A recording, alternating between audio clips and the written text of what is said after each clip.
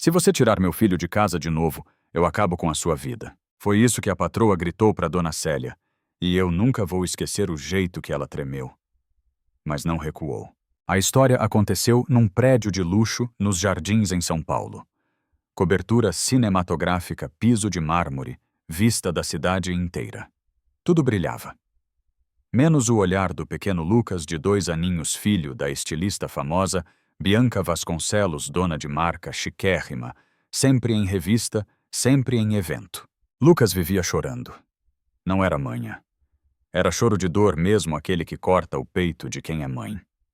A coluna dele ia entortando dia após dia e ninguém via.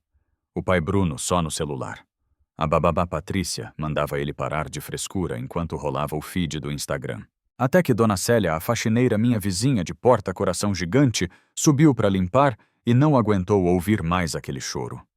Entrou no quarto, pegou o menino no colo e sentiu o corpo duro, travado, o pequeno se contorcendo. Quando tirou a calça de grife, apertada, feito armadura, viu a marca funda na perna, como se o tecido tivesse cavado a pele.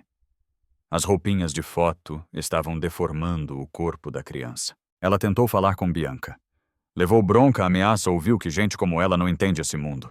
No dia em que a babá saiu escondida para encontrar o namorado, Dona Célia respirou fundo, pegou Lucas no colo e desceu com ele para o hospital público ali perto. Foi esse passo de coragem que salvou a vida daquele menino. E quase destruiu a dela. Bianca e Bruno voltaram da viagem no fim da noite, exaustos e irritados, discutindo negócios e prazos. Não tinham ideia do que os esperava. Quando abriram a porta da cobertura e encontraram apenas silêncio, nenhum choro, nenhum passo apressado da babá, a primeira reação deles não foi preocupação. Foi impaciência. "Cadê a Patrícia?" Bianca resmungou, já revirando os olhos. "Ela some justo hoje." Enquanto isso, Dona Célia caminhava de um lado para o outro, no hospital, abraçando o próprio braço, como se fosse o do Lucas. Ela assistia à equipe médica examinando o menino com cuidado, fotografando, medindo, murmurando termos que deixavam o coração dela pesado. Cada vez que Lucas chorava, ela fechava os olhos e respirava fundo, tentando não desmoronar. A médica foi direta, mas tinha uma doçura no olhar física. "Aqui ele tá seguro, mas isso é grave, muito grave." Célia sentiu o chão fugir. Não era frescura, nunca tinha sido. Era dor. Dor de verdade. De dias, talvez meses. Quando a polícia chegou para ouvir a história, ela contou tudo com voz tremida, mas firme. Falou das roupas apertadas, da coluna torta, das marcas profundas. Falou da ameaça, das humilhações, do medo de perder o trabalho. E mesmo assim falou. "Eu só não podia deixar ele lá daquele jeito. Ele é só um bebê." Ela murmurou, enxugando os olhos. No apartamento, Bianca recebeu a ligação que transformaria a própria vida. "Dona Bianca, seu filho está no Hospital das Clínicas. Precisamos que a senhora venha imediatamente." O silêncio que se seguiu foi tão pesado que até Bruno, sempre alheio, levantou os olhos do celular. A ida ao hospital foi um borrão. Bianca chegou com a maquiagem borrada e o orgulho em pedaços. Quando viu Lucas deitado na maca, com os olhinhos cansados, mas finalmente relaxados, algo dentro dela rachou. "Meu Deus, o que eu fiz com você?" Ela sussurrou, tocando o rostinho dele com mãos trêmulas. A médica explicou tudo, as roupas restritivas, a falta de movimento, a coluna sendo moldada pela vaidade alheia. Bruno engoliu seco. Bianca caiu numa cadeira e chorou de um jeito que ninguém ali imaginava ser possível. Foi nesse momento que ela viu Dona Célia, no canto da sala, cabisbaixa, como se estivesse esperando ser expulsa. Você salvou meu filho!" Bianca disse com a voz quebrada. "E eu te tratei como lixo." Célia não sabia o que responder. Ela só sabia que Lucas estava seguro. E que pela primeira vez, alguém estava realmente olhando para ele, não como acessório, não como parte de uma marca, mas como uma criança que só precisava ser amada. A história ainda estava longe do fim, mas ali naquela sala fria de hospital, algo finalmente tinha mudado. E era só o começo. Bianca não conseguiu dormir naquela noite. Ficou sentada na poltrona do quarto do hospital, observando Lucas respirar com mais facilidade, como se só agora ele tivesse permissão para ser criança. Cada pequeno movimento dele era uma lembrança dolorosa do que ela não viu, ou do que não quis ver. Bruno, ao lado dela, parecia outro homem. O celular estava desligado, algo quase impossível, e ele mantinha o olhar preso no filho como se também estivesse reaprendendo a ser pai. A gente falhou, Bi, ele disse baixinho. Feio. Ela apenas assentiu, os olhos marejados. Era verdade, e doía mais vindo de dentro do que de qualquer crítica externa. De manhã cedo chegou a assistente social. Uma mulher firme, mas humana, que falava com cuidado como quem entende que a verdade pode ferir, mas também curar.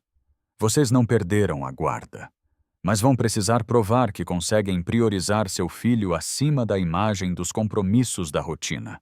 Isso vai exigir mudanças reais. Bianca engoliu seco. Mudanças reais.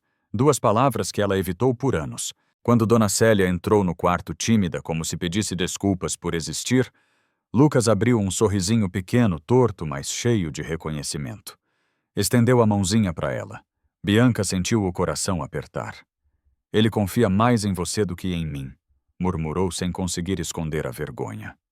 Célia abaixou os olhos. Ele só precisava de carinho, Dona Bianca. Só isso. Aquelas palavras atravessaram Bianca como um espelho quebrado, exibindo tudo o que ela fingiu não enxergar. Os dias seguintes foram de ajustes. Exames, fisioterapia, consultas, relatórios. A equipe médica era clara. Lucas tinha grandes chances de recuperação total, desde que recebesse cuidados adequados e amor, principalmente amor. Algo que nenhum dinheiro do mundo comprava. Bianca começou a aparecer de coque simples, camiseta básica, calça confortável. Aos poucos abandonou os looks engessados e as reuniões intermináveis. Passou horas segurando Lucas, deixando-o dormir no peito dela, aprendendo a reconhecer seus choros, seus medos, seus pequenos sinais. Bruno também mudou. Voltou mais cedo do trabalho, preparou mamadeira, cantou músicas que nem lembrava que sabia. Os dois se reconstruíam enquanto reconstruíam o filho. E Dona Célia continuava por perto. Não como empregada, mas como alguém essencial naquela nova fase. Bianca sabia que ainda havia um mundo de culpa dentro dela, um peso que não desapareceria rápido.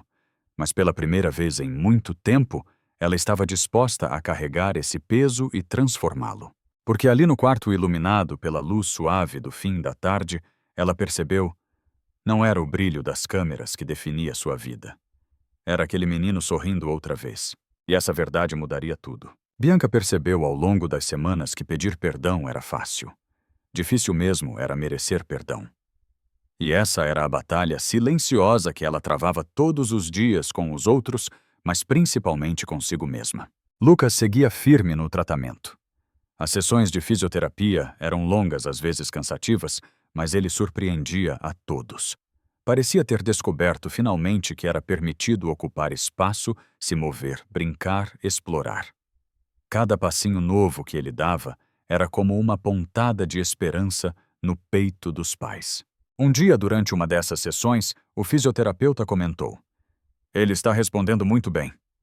Sabe, crianças florescem quando se sentem seguras." Bianca segurou o choro. Florescer. Uma palavra simples, mas que ela via acontecer diante dos olhos. Bruno, que sempre foi mais calado, começou a se abrir também.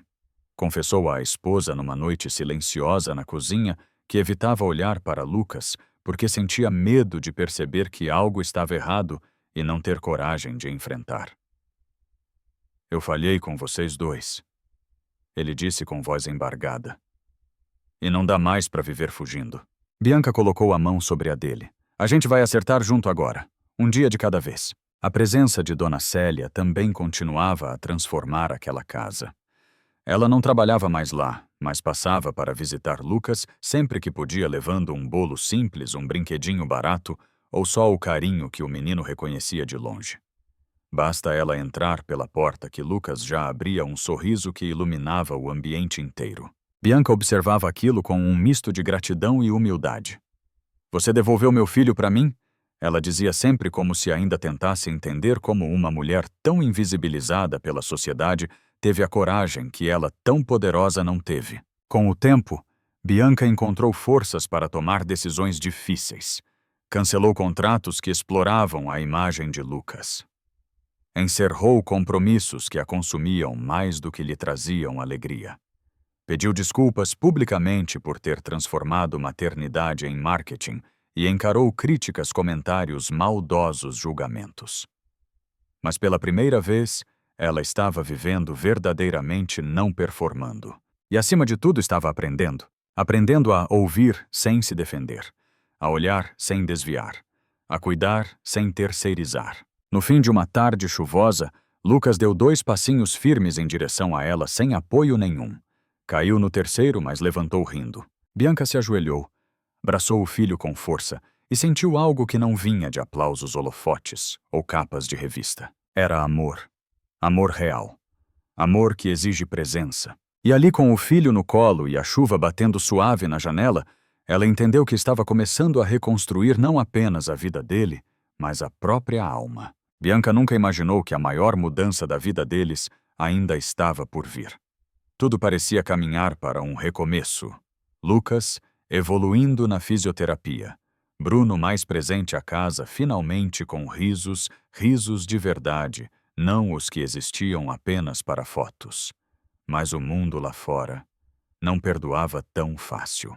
Quando a notícia vazou primeiro num blog de fofoca, depois nos portais grandes, Bianca foi alvo de críticas pesadas.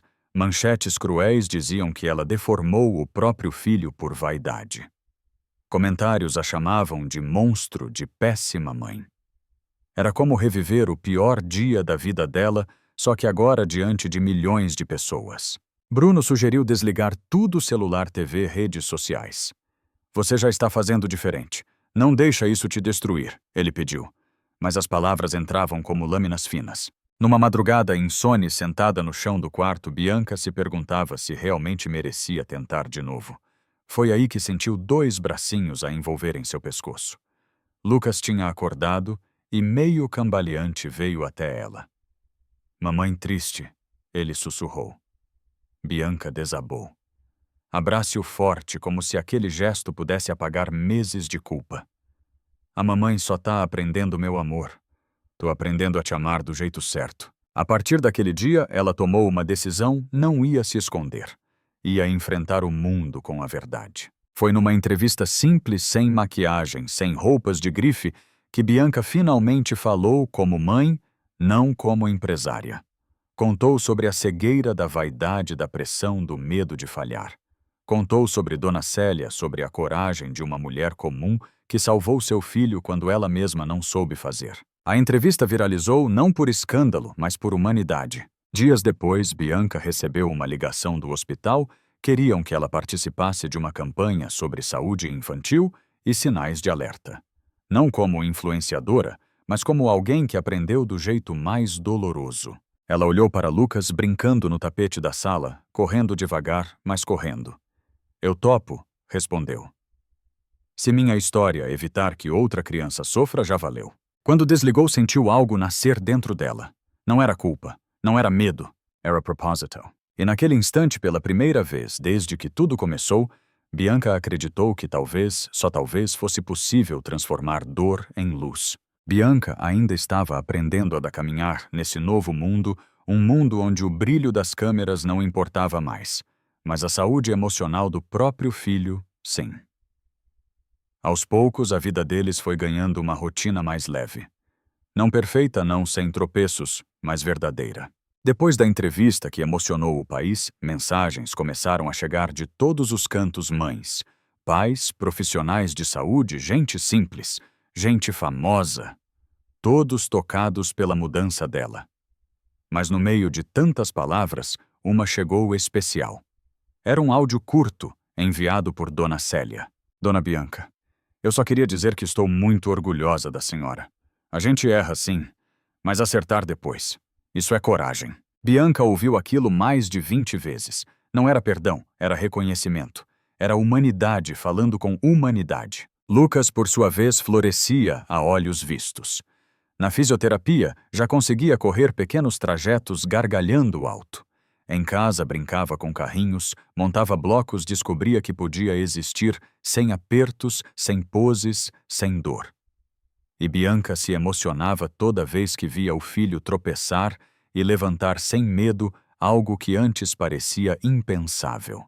Em uma tarde quente de domingo, enquanto arrumava a sala para receber a assistente social, Bianca se pegou sorrindo ao olhar para o ambiente, brinquedos espalhados, desenhos grudados na geladeira, almofadas fora do lugar. A casa perfeita agora tinha vida. E era muito mais bonita assim. A assistente social chegou com uma pasta nas mãos e um sorriso acolhedor. Posso dizer com tranquilidade, começou que vocês transformaram completamente o ambiente familiar. Lucas está seguro, feliz e em pleno desenvolvimento. Bianca sentiu o corpo inteiro relaxar, como se finalmente pudesse respirar fundo depois de meses segurando o ar. Mas quero destacar algo, continuou ela olhando nos olhos da mãe. Nem toda mudança vem do amor perfeito. Às vezes vem do amor que decide aprender. Essas palavras ficaram ecoando dentro de Bianca enquanto ela caminhava pela sala, observando Lucas brincar com um carrinho vermelho. Mais tarde, Bruno chegou com uma novidade.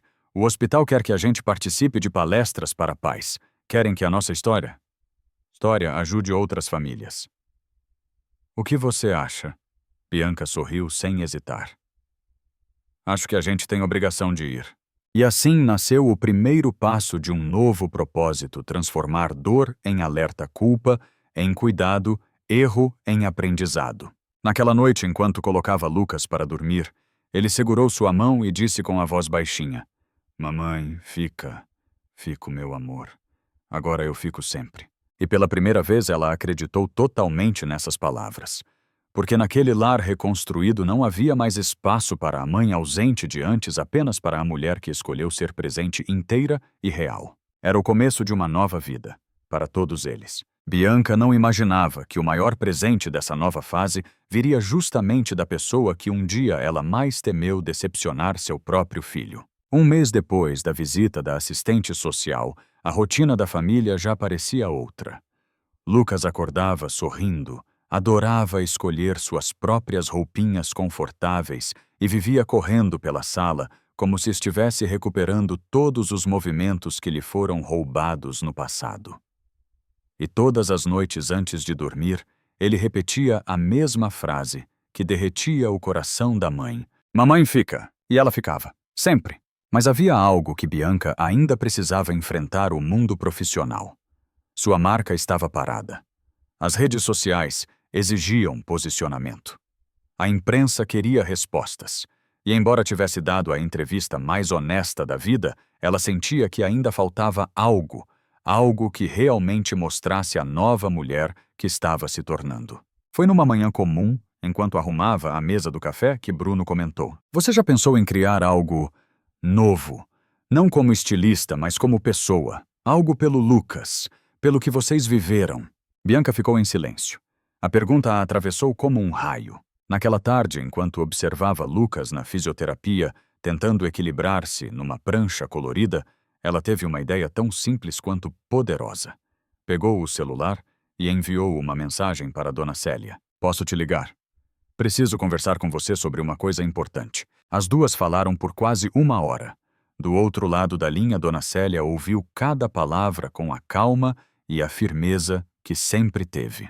Dona Bianca, ajudar outras crianças. Isso seria bonito demais. Se eu puder participar, nem que seja fazendo café, eu tô dentro. Bianca sorriu com lágrimas nos olhos. Nas semanas seguintes, um projeto começou a nascer: palestras em escolas, encontros com mães pequenas, campanhas nas redes sociais falando sobre sinais de dor infantil, saúde emocional, pressão estética e, principalmente, presença. Nada grandioso, nada pensado para vender, apenas para ajudar. E foi assim, de forma quase despretensiosa, que a primeira palestra aconteceu num auditório de bairro, com cadeiras de plástico, luz fluorescente e pais simples como ela nunca tinha aprendido a enxergar antes. Bianca falou com a voz trêmula, mas verdadeira.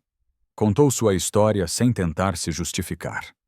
E no final, quando Lucas correu até seus braços diante da plateia, um silêncio emocionado tomou a sala. Dona Célia, sentada na primeira fila, enxugava as lágrimas com um lenço florido. Naquele instante, Bianca percebeu, não era sobre apagar o passado, mas sobre iluminá-lo para que outras famílias não tropeçassem nas mesmas sombras. Era sobre escolher ser melhor todos os dias por ela, e principalmente por Lucas. E ali, diante de desconhecidos que a ouviam com o coração aberto, ela sentiu que finalmente estava no caminho certo. Bianca jamais imaginou que depois de tantas quedas seria justamente o futuro que lhe devolveria o fôlego. Não o futuro brilhante das passarelas, mas o futuro construído com pequenas escolhas, passos sinceros e um amor que finalmente aprendeu a respirar. As palestras começaram tímidas, mas algo nelas tocava fundo nas pessoas. Pais simples, mães exaustas, avós que criavam netos sozinhos. Todos se viam naquela mulher que um dia se perdeu, mas decidiu voltar pelo filho. E cada história compartilhada fazia Bianca entender que ela não estava sozinha. Que ninguém estava. Um dia, após falar para uma plateia de professores, Bianca encontrou uma mãe parada no corredor chorando baixinho. Eu achava que minha filha fazia birra, mas acho que ela sente dor nas costas há meses, confessou. Eu tive vergonha de procurar ajuda. Bianca a abraçou sem pensar, como se fosse instinto. Nunca é vergonha cuidar de quem a gente ama. Vergonha é fingir que não vê. Quando a mulher foi embora, Bianca percebeu que a dor que um dia a sufocou agora ganhava sentido. Ela não tinha salvado apenas Lucas. A verdade é que Lucas tinha salvado ela. Enquanto tudo isso acontecia, Lucas florescia como nunca. O menino que antes vivia preso em poses, agora corria pela pracinha do bairro sem medo de cair. Ria alto. Chamava pelos amigos. Era criança inteira, livre e feliz. E certa tarde, enquanto desenhava com lápis de cor na mesa da sala, ele chamou. Mamãe, olha. Bianca se aproximou e viu um desenho simples, ela Lucas, e Dona Célia de mãos dadas, debaixo de um sol enorme. É a gente salvando as crianças? Ele disse orgulhoso. Bianca sentiu um nó apertar sua garganta. Não era apenas um desenho, era uma revelação. A voz de um menino que entendia mais do que qualquer adulto. Naquela noite, conversando com Bruno, ela tomou uma decisão que parecia inevitável. Eu quero transformar isso numa fundação. Algo permanente. Algo que continue quando o Lucas crescer. Ela sorriu emocionada. Quero que nossa história ajude crianças que ninguém escuta.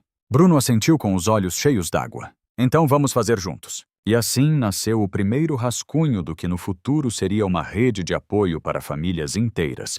Não porque Bianca era perfeita, mas porque aprendeu a amar de verdade. Enquanto fechava as cortinas e via Lucas adormecer tranquilo, ela entendeu que aquele capítulo não era um fim.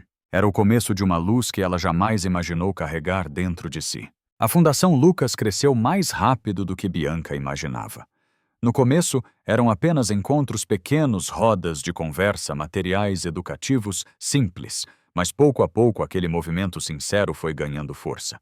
Não porque tinha dinheiro, mas porque tinha verdade. E no fim das contas, verdade é algo que o coração das pessoas reconhece de longe.